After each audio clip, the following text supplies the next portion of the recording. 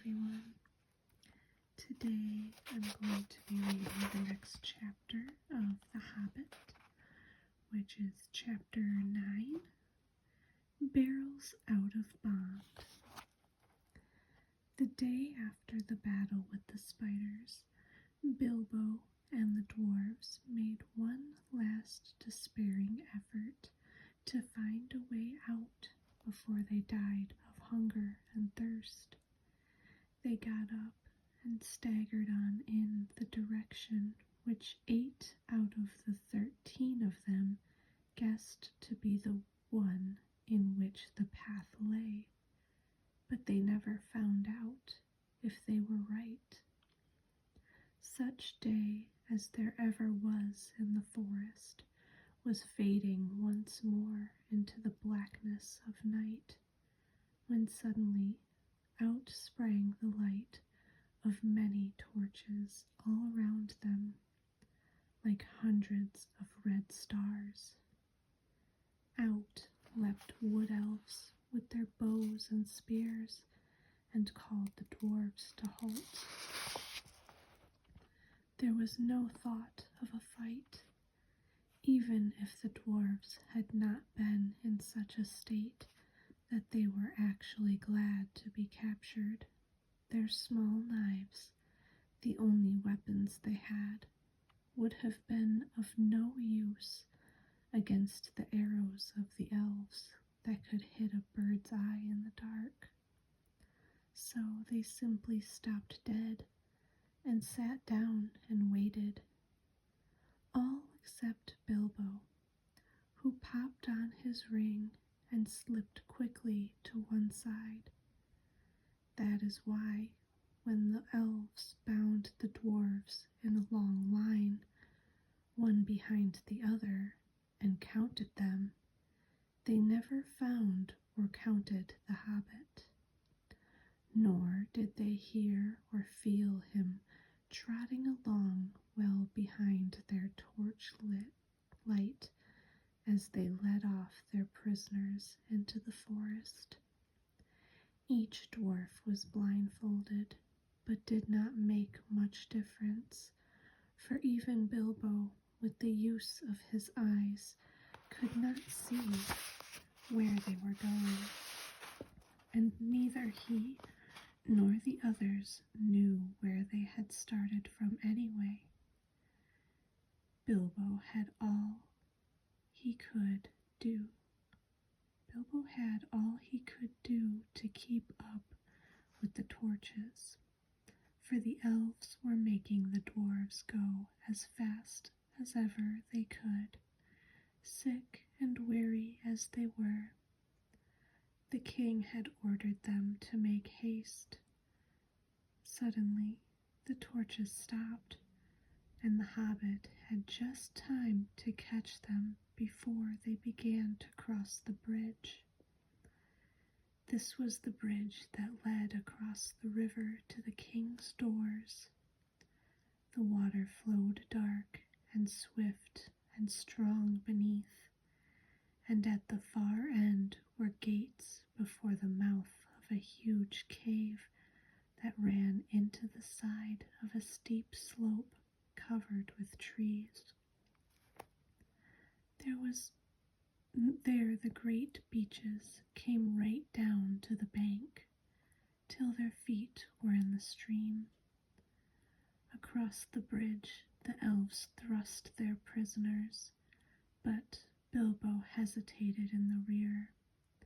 He did not at all like the look of the cavern mouth, and he only made up his mind not to desert his friends just in time to scuttle over at the heels of the last elves before the great gates of the king closed behind them with a clang.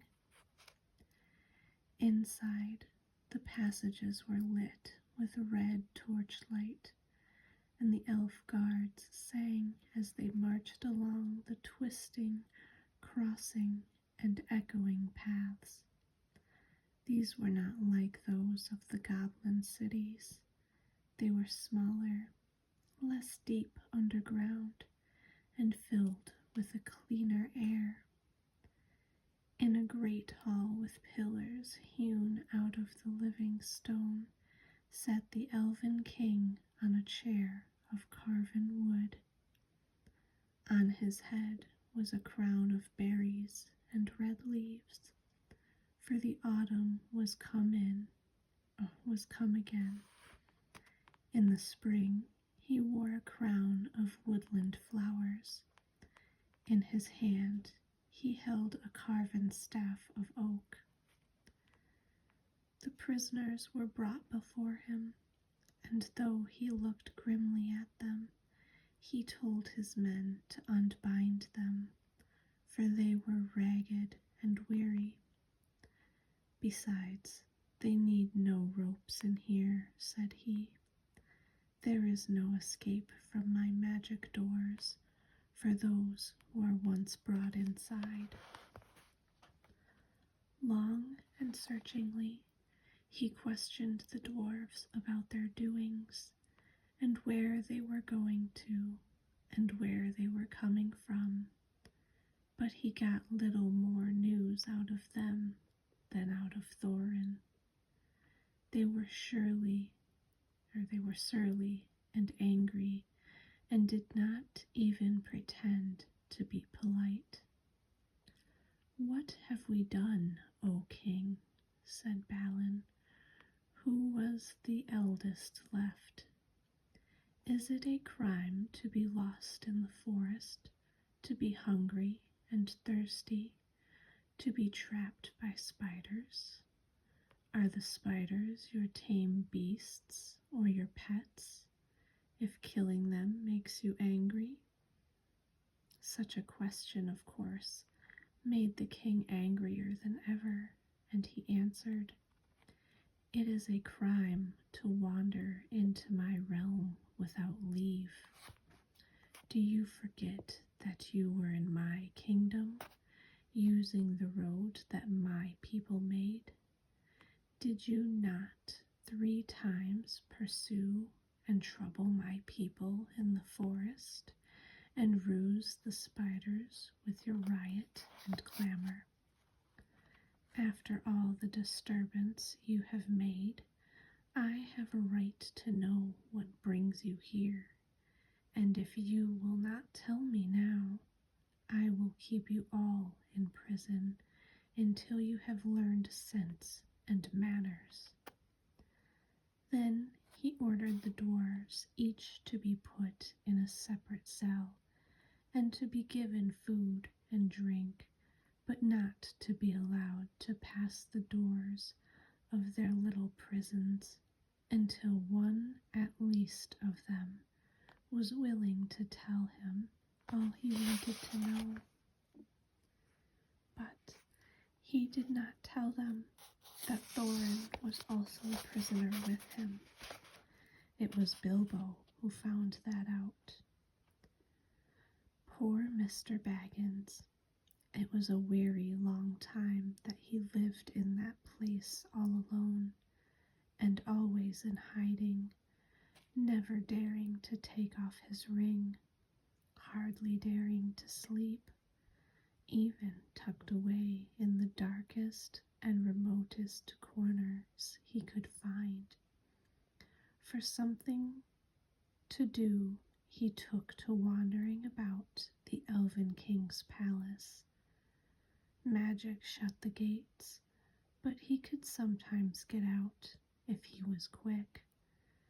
Companies of the Wood Elves, sometimes with the king at their head, would from time to time ride out to hunt, or to other business in the woods and in the lands to the east.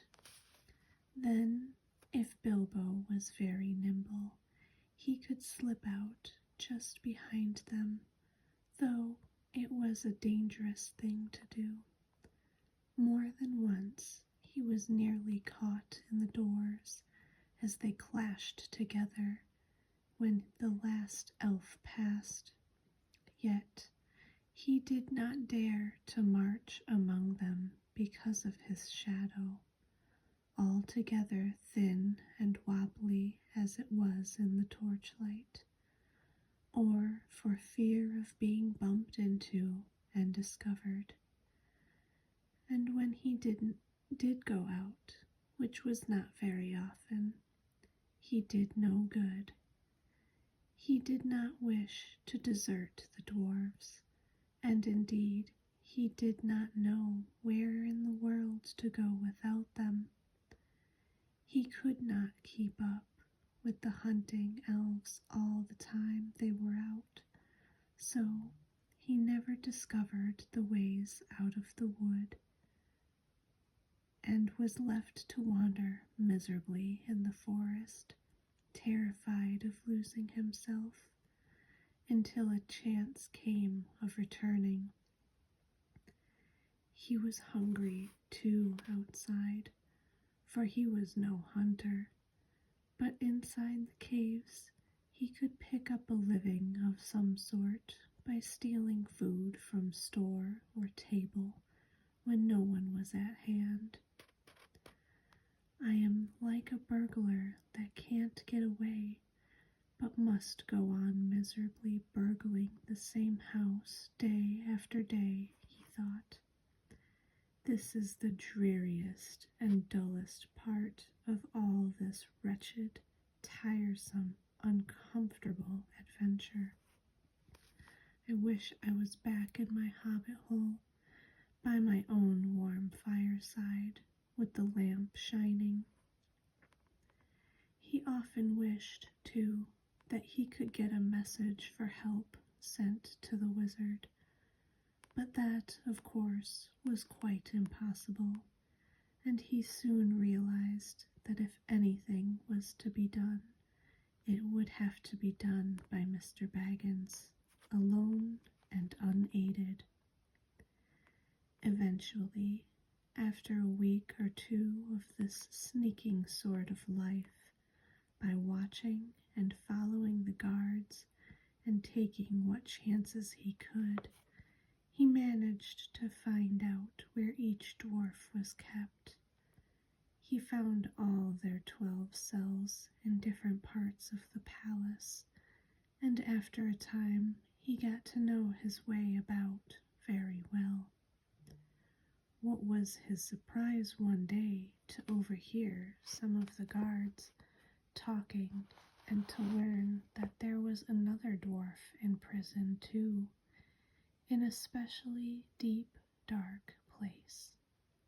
He guessed at once, of course, that that was Thorin, and after a while he found that his guess was right. At last, after many difficulties, he managed to find the place when no one was about, and to have a word with the chief of the dwarfs. Thorin was too wretched to be angry any longer at his misfortunes, and was even beginning to think of telling the king all about his treasure and his quest, which shows how low-spirited he had become. When he heard Bilbo's little voice at his keyhole, he could hardly believe his ears. Soon, however, he made up his mind that he could not be mistaken, and he came to the door and had a long whispered talk with the hobbit on the other side. So it was that Bilbo was able to take secretly Thorin's message to each of the other imprisoned dwarves, telling them that Thorin, their chief, was also in prison close at hand, and that no one was to reveal their errand to the king, not yet, nor before Thorin gave the word. For Thorin had taken heart again, hearing how the hobbit had rescued his companions from the spiders, and was determined once more not to ransom himself with promises to the king of a share in the treasure until all hope of escaping in any other way had disappeared, until, in fact, the remarkable Mr. Invisible Baggins, of whom he had begun to have a very high opinion indeed, had altogether failed to think of something clever. The other dwarfs quite agreed when they got the message. They all thought their own shares in the treasure, which they quite regarded as theirs, in spite of their plight and the still unconquered dragon, would suffer seriously if the wood elves claimed part of it, and they all trusted Bilbo. Just what Gandalf had said would happen, you see. Perhaps that was part of his reason for going off and leaving them. Bilbo, however, did not feel nearly so hopeful as they did. He did not like being depended on by everyone, and he wished he had the wizard at hand. But that was no use. Probably all the dark distance of Mirkwood lay between them. He sat and thought until his head nearly burst, but no bright idea would come.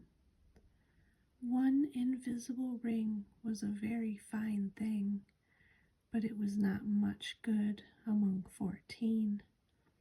But, of course, as you have guessed, he did rescue his friends in the end, and this is how it happened. One day, nosing and wandering about, Bilbo discovered a very interesting thing.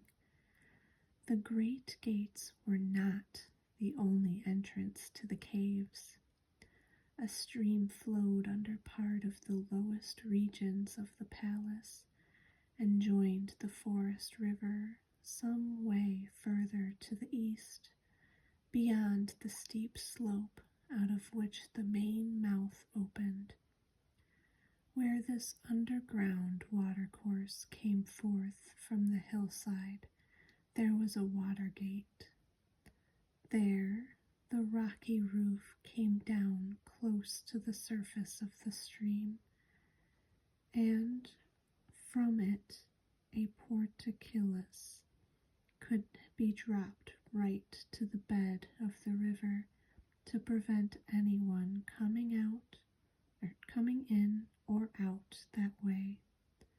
But the portcullis was often open, for a good deal of traffic went out and in by the water gate. If anyone had come in that way, he could have found himself in a dark, rough tunnel leading deep into the heart of the hill. But at one point where it passed under the caves, the roof had been cut away and covered with great oaken trapdoors. These opened upward into the king's cellars. There stood barrels and barrels and barrels, for the wood elves, and especially their king, were very fond of wine, though no vines grew in those parts. The wine and other goods were brought from far away, from the kinsfolk in the south, or from vineyards of men in distant lands. Hiding behind one of the largest barrels, Bilbo discovered the trapdoors and their use, and lurking there, listening to the talk of the king's servants, he learned how the wine and other goods came up the river or over land to the long lake. It seemed a town of men still throve there, built out on bridges far from into the water as a protection against enemies of all sorts, and especially against the dragon of the mountain. From Lake Town, the barrels were brought up the forest river. Often they were just tied together like big rafts and pulled or rowed up the stream. Sometimes they were loaded onto flat boats. When the barrels were empty, the elves cast them through the trapdoors, opened the water gate, and out the barrels floated on the stream, bobbing along until they were carried by the current to a place far down the river where the bank jutted out near to the very eastern edge of Mirkwood. There they were collected and tied together and floated back to Lake Town, which stood close to a point where the forest river flowed into the long lake. For some time Bilbo sat and thought about this water gate and wondered if it could be used for the escape of his friends, and at last he had the desperate beginnings of a plan. The evening meal had been taken to the prisoners. The guards were tramping away down the passages, taking the torchlight with them and leaving everything in darkness. Then Bilbo heard the king's butler bidding the chief of the guards good night. "Now come with me," he said, "and taste the new wine that has just come in. I shall be hard at work tonight clearing the cellars of empty wood, so let us have a drink first to help the labor." "Very good," laughed the chief of the guards. "I will taste with you and see if it is fit for the king's table. There is a feast tonight, and it would not do to send up poor stuff." When he heard this, Bilbo was all in a flutter, for he saw that luck was with him, and he had a chance at once to try his desperate plan.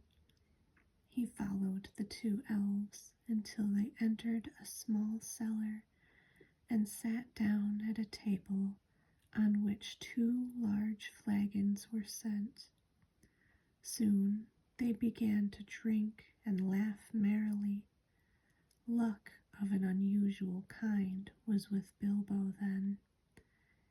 It must be potent wine to make a wood elf drowsy, but this wine, it would seem, was the heady vintage of the great guardians of Derwinion, not meant for his soldiers or his servants, but for the king's feasts only, and for smaller bowls, not for the butler's great flagons.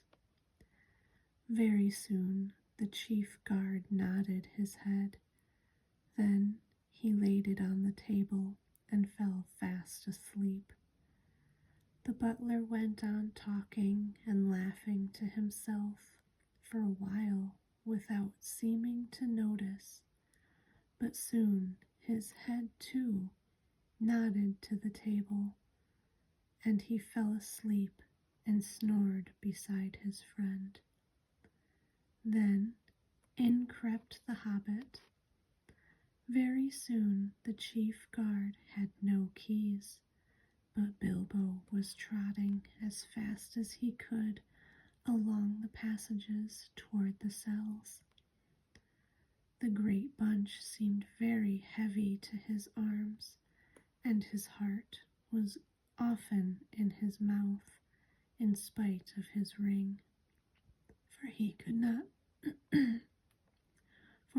not prevent the keys from making every now and then a loud clink and clank, which put him all in a tremble. First he unlocked Balin's door and locked it again carefully as soon as the dwarf was outside. Balin was most surprised, as you can imagine, but glad as he was to get out of his wearisome little stone room. He wanted to stop and ask questions and know what Bilbo was going to do and all about it.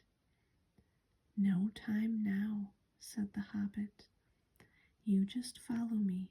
We must all keep together and not risk getting separated. All of us must escape or none, and this is our last chance. If this is found out, goodness knows where the king will put you next. With chains on your hands and feet too, I expect. Don't argue, there's a good fellow."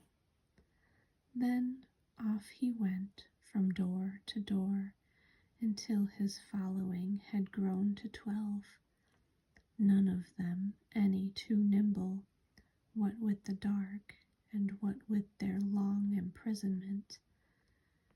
Bilbo's heart thumped every time one of them bumped into another, or grunted, or whispered in the dark.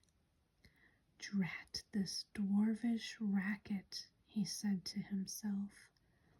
But all went well, and they met no guards. As a matter of fact, there was a great autumn feast in the woods that night, and in the halls above. Nearly all the king's folk were merrymaking. At last, after much blundering, they came to Thorin's dungeon, far down in a deep place, and fortunately not far from the cellars. "Upon my word," said Thorin, when Bilbo whispered to him to come out and join his friends. "Gandalf spoke true, as usual. A pretty fine burglar you make, it seems, when the time comes. I am sure we are all forever at your service, whatever happens after this. But what comes next?" Bilbo saw that the time had come to explain his idea, as far as he could, but he did not feel at all sure how the dwarfs would take it. His fears were quite justified, for they did not like it a bit, and started grumbling loudly in spite of their danger.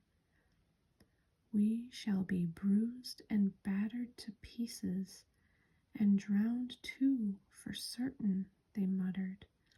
"We thought you had got some sensible notion when you managed to get hold of the keys. This is a mad idea." "Very well," said Bilbo, very downcast, and also rather annoyed. "Come along back to your nice cells, and I will lock you all in again, and you can sit there comfortably and think of a better plan. But I don't suppose I shall ever get hold of the keys again, even if I feel inclined to try." That was too much for them, and they calmed down. In the end, of course, they had to do just what Bilbo suggested, because it was obviously impossible for them to try and find their way into the upper halls, or to fight their way out of the gates that closed by magic, and it was no good grumbling in the passages until they were caught again. So, following the hobbit, down into the lowest cellars they crept. They passed a door, through which the chief guard, and the butler could be seen still happily snoring with smiles upon their faces. The wine of Dorwinion brings deep and pleasant dreams. There would be a different expression on the face of the chief guard next day, even though Bilbo, before they went on, stole in and kind-heartedly put the keys back on his belt. That will save him some of the trouble he is in for, said Mr. Baggins to himself. He wasn't a bad fellow, and quite decent to the prisoners. It will puzzle them all, too. They will think we had a very strong magic to pass through all those locked doors and disappear. Disappear. We have got to get busy very quick if that is to happen. Balin was told off to watch the guard and the butler and give warning if they stirred. The rest went into the adjoining cellar with the trapdoors. There was a little time to lose. Before long, as Bilbo knew, some elves were under orders to come down and help the butler get the empty barrels through the doors into the stream. These were in fact already standing in rows in the middle of the floor, waiting to be pushed off. Some of them were wine barrels, and these were not much use, as they could not easily be opened at the end without a deal of noise, nor could they easily be secured again. But among them were several others, which had been used for bringing other stuffs, butter, apples, and all sorts of things to the king's palace. They soon found 14 with room enough for a dwarf in each.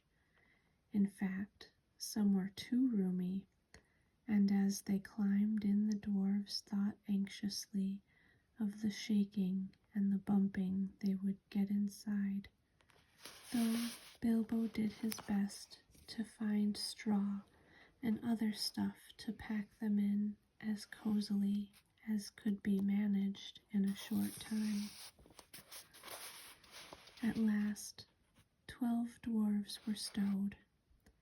Thorin had given a lot of trouble, and turned and twisted in his tub, and grumbled like a large dog in a small kennel, while Balin, who came last, made a great fuss about his air holes and said he was stifling, even before his lid was on.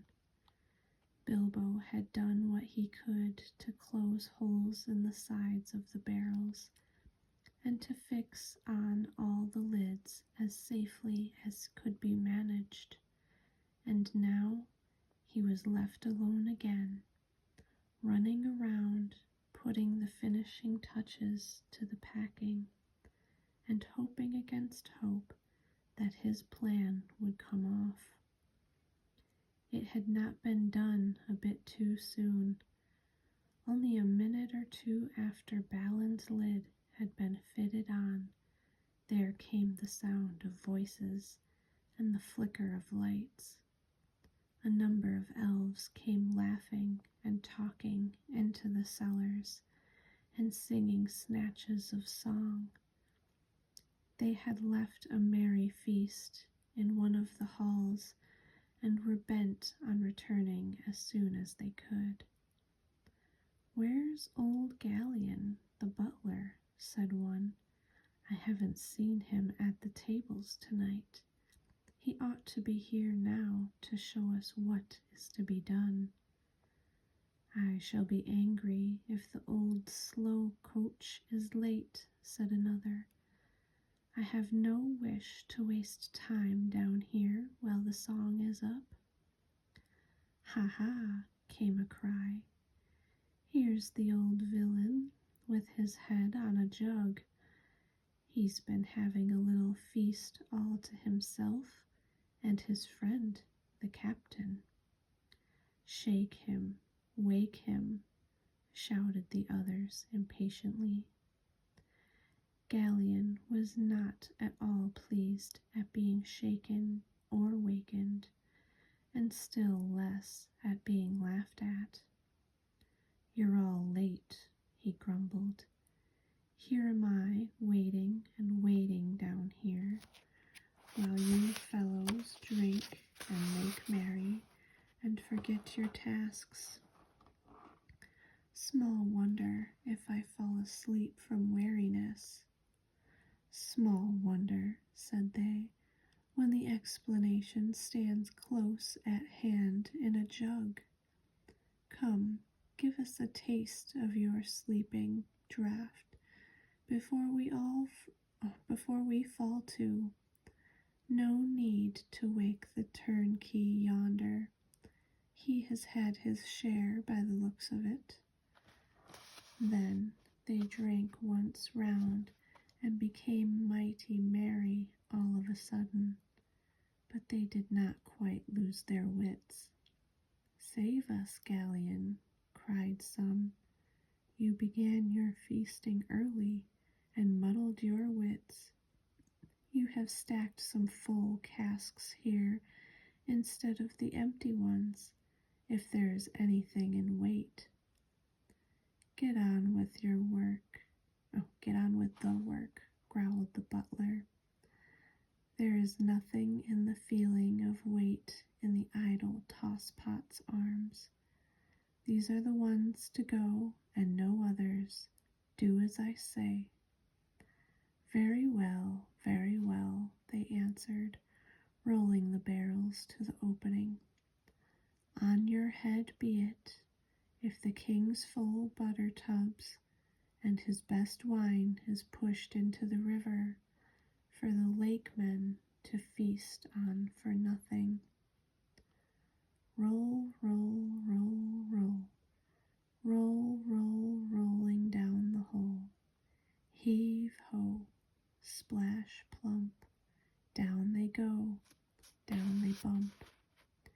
So they sang. At first one barrel and then another rumbled to the dark opening and was pushed over into the cold water some feet below.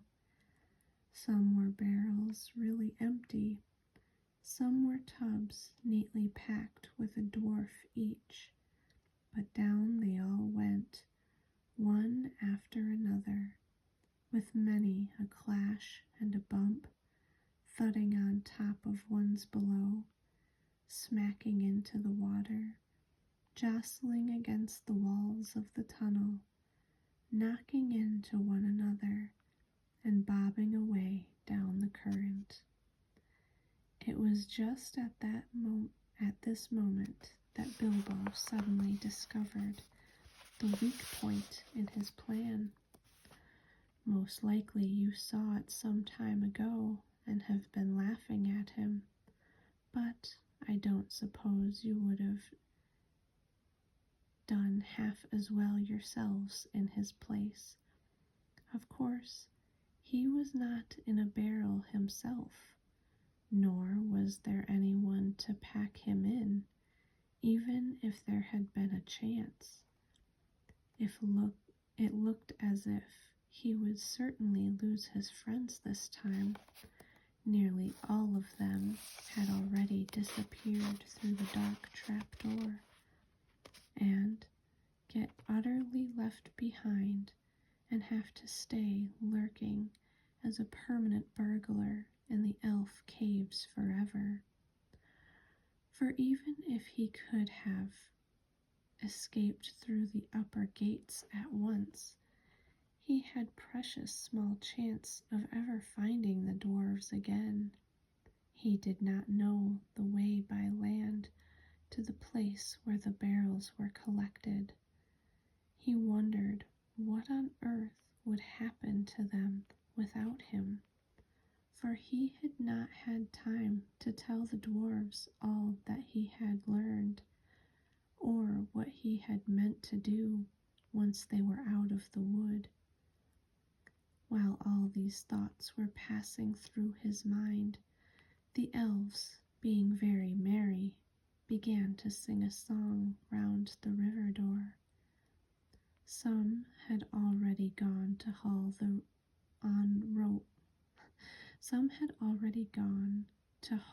on the ropes which pulled up the portcullis at the water gate, so as to let out the barrels as soon as they were all afloat below.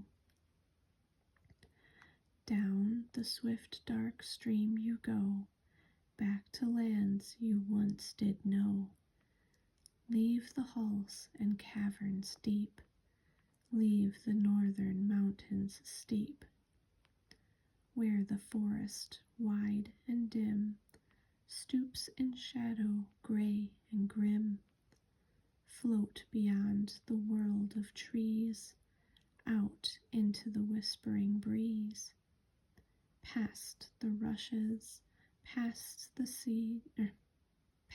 rushes, past the reeds, past the marches waving weeds, through the mist that riseth white, up from mere and pool at night. Follow, follow, stars that leap up the heavens cold and steep. Turn when dawn comes over land, over rapid, over sand. South away and south away, seek the sunlight and the day. Back to pasture, back to mead, where the kine and oxen feed. Back to gardens on the hills, where the berry swells and fills. Under sunlight, under day, south away and south away. Down the swift dark stream you go, back to lands you once did know. Now the very last barrel was being rolled to the doors. In despair, and not knowing what else to do, poor little Bilbo caught hold of it, and was pushed over the edge with it. Down into the waters he fell, splash, into the cold, dark water with the barrel on top of him. He came up again, spluttering and clinging to the wood like a rat, but for all his efforts, he could not scramble on top. Every time he tried, the barrel rolled round and ducked him under again. It was really empty and floated light as a cork, though his ears were full of water. He could hear the elves still singing in the cellar above. Then, suddenly, the trapdoors fell with a boom, and their voices faded away. He was in the dark tunnel, floating in icy water, all alone, for you cannot count friends that are all packed up in barrels. Very soon a gray patch came in the darkness ahead. He heard the creak of the water gate being hauled up, and he found that he was in the midst of a bobbing and bumping mass of casks and tubs, all pressing together to pass under the ark and get out into the open stream. He had as much as he could to do to prevent from being hustled and battered to bits. But at last, the jostling crowd began to break up and swing off, one by one, under the stony ark and away. Then he saw that it would have been no good even if he had managed to get astride his barrel, for there was no room to spare, not even for a hobbit, between its top and the suddenly stooping roof where the gate was. Out they went under the overhanging branches of the trees on either bank. Bilbo wondered what the dwarves were feeling, and whether a lot of water was getting into their tubs. Some of those that bobbed along by him in the gloom seemed pretty low in the water, and he guessed that these had dwarves inside. I do hope I put the lids on tight enough, he thought, but before long he was worrying too much about himself to remember the dwarves. He managed to keep his head above the water, but he was shivering with the cold, and he wondered if he would die of it before the luck turned, and how much longer he would be able to hang on, and whether he should risk the chance of letting go and trying to swim to the bank. The luck turned all right before long. The eddying current carried several barrels close ashore at one point, and there, for a while, they stuck against some hidden root. Then Bilbo took the opportunity of scrambling up the side of his barrel while it was held steady up against another. Up he crawled like a drowned rat and laid on top, spread out to keep the balance as best he could. The breeze was cold, but better than the water, and he hoped he would not suddenly roll off again when they started off once more. Before long, the barrels broke free again and turned and twisted off the stream and out into the main current. Then he found it quite as difficult to stick on as he had feared, but he managed it somehow, though it was miserably uncomfortable. Luckily, he was very light, and the barrel was a good big one, and being rather leaky, and now shipped a small amount of water. All the same, it was like trying to ride without brindle or stirrups a round-bellied pony that was always thinking of rolling on the grass. In this way, at last, Mr. Baggins came to a place where the trees on either hand grew thinner. He could see the paler sky between them. The dark river opened and suddenly wide, and there it was joined to the main water of the forest river, flowing down in haste from the king's great doors. There was a dim sheet of water no longer overshadowed, and on its sliding surface there were dancing and broken reflections of clouds and of stars. Then the hurrying water of the forest river swept all the company of casks and tubs away to the north bank, in which it had eaten out a wide bay. This had a shiningly shore under hanging banks, and was walled at the eastern end by a little jutting cape of hard rock. On the shallow shore, most of the barrels ran aground, though a few went on to bum against the stony pier. There were people on the lookout on the banks.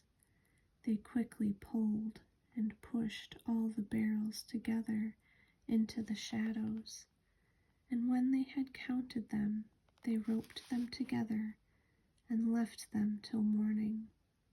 Poor dwarves!